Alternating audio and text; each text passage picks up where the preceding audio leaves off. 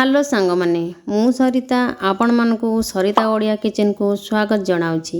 आजिर recipe Keonjhar प्रसिद्ध माँ तारिणीकर नड़िया लड्डू। आसंतु एबे आमे रेसिपी को स्टार्ट करिबा। रेसिपी को स्टार्ट करिबा पूर्वरु आपण जदि चैनल रे नुआ थिबे चैनल को सब्सक्राइब करिवे, लाइक शेयर कमेंट मध्य करिवे। चलंतु एबे आमे रेसिपी को आरंभ करिबा। देखंतु सांग माने मु एठी दुईटी मीडियम साइज रो नड़िया नेछि। सेही दुईटी नड़िया को चारि फाଳ କରି ନେଇଛି।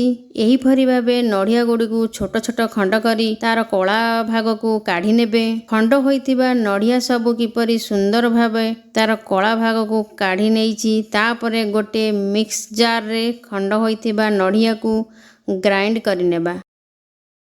आपण माने एही भली भावे नड़िया रो टेक्सचर रखिबे।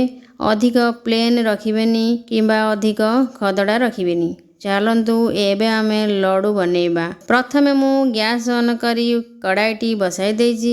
कढ़ाई बसाइबा सारिबा परे सेथिरे मु ग्राइंड होइतिबा नड़िया को देउछि। तापरे मु 300 ग्राम चीनी देई भल भाबरे गुळेई नेबा।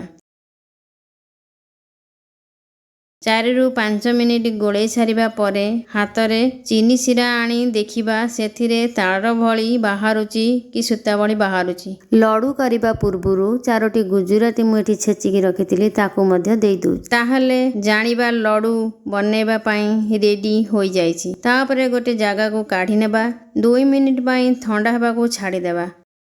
तापरे गोटे छोट गिना रे पानी नेबा।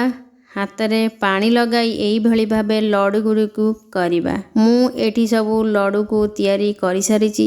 आपण माने मध्य एही भली भाबे लड्डू तयारी करिवे। एठारे मु बनेइथिबा लडिया लड्डू आमे तो निश्चय खाइबु।